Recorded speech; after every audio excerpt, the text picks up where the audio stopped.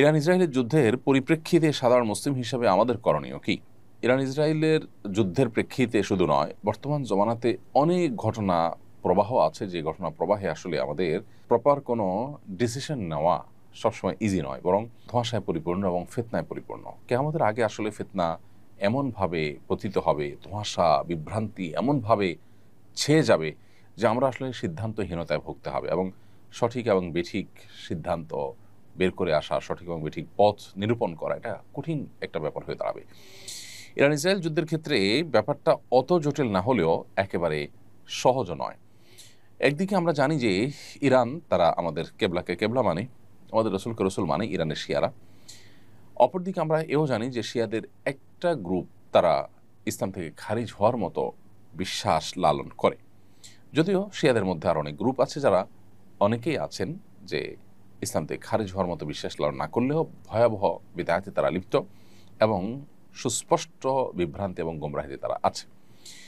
এ ব্যাপারে সারা বিশ্বের আহলে সুন্নাহ ওলামা ইকরামের কারোরই কোনো দ্বিমত নেই। চার মাযহাবের সমস্ত ওলামা ইকরাম এবং আপনার সমস্ত আইম্মা হাদিস মুহাদ্দিসিন সবাই প্রায় একমত।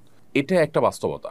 আরেকটা বাস্তবতা হলো যে আমরা জানি সিরিয়া সহ, ইরাক সহ মধ্যপ্রাচ্যের অনেকগুলো দেশে এই শিয়া প্রধান দেশটি ইরান বিভিন্ন সময় হামলা চালিয়েছে, এবং বিশেষ করে অতি সম্প্রতি সিরিয়াতে হাজার হাজার বরং লাখো আহলে সুন্নাহর আলেমদেরকে হত্যা করেছে, মসজিদগুলোকে ভেঙেছে, দখল করেছে, এবং সেখানে আপনার শিরকের রামরাজত্ব কায়েম করেছে। বিশেষ করে বাশার আল আসাদ, যে কসাই হিসাবে পরিচিত, লক্ষ লক্ষ মানুষের জীবনহানি করেছে, যে সে নিজে ইরানের অনুগত এবং ইরানের সহযোগিতা নিয়ে সে তার এই জুলুমগুলো চালিয়েছে। তো এটা একটা বাস্তবতা।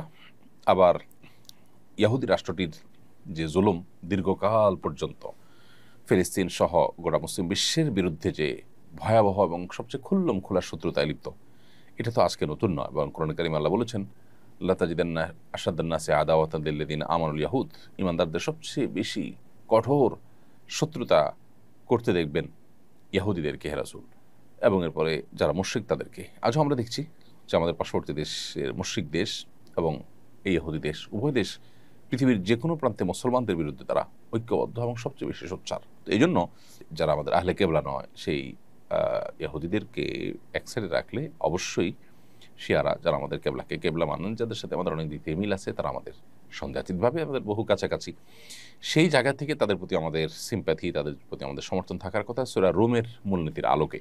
এর পাশাপাশি তারা এই চলমান যে আগ্রাসন, সে আগ্রাসনের মধ্যে তারা মাজলুমের ভূমিকা আছে। সেই জায়গা থেকে আমরা মাজলুমের পক্ষাবলম্বন করাটা, এটা হলো আমাদের জন্য সবসময় কর্তব্য। আমরা কোনো অবস্থাতে জালেমের সহযোগী বা জালেমের সমর্থন, এটা আমরা কোনো অবস্থাতে করতে পারি না। সেই সাথে আল্লাহ তাআলার কাছে আমাদের একটা কমন দোয়া থাকা দরকার, আল্লাহ চলমান সমস্ত ঘটনা প্রবাহের শেষ পরিণতির জন্য ইসলাম এবং মুসলমানদের জন্য কল্যাণ বয়ে আনে। সে দোয়াটা আমরা মনে প্রাণে আল্লাহ তাআলার কাছে বেশি বেশি নিবেদন করব, এবং সকল প্রকার জুলুমের অবসান, জালেমের পতনকে আমরা আল্লাহ তাআলার কাছে কামনা করব কায় মনোবাক্যে।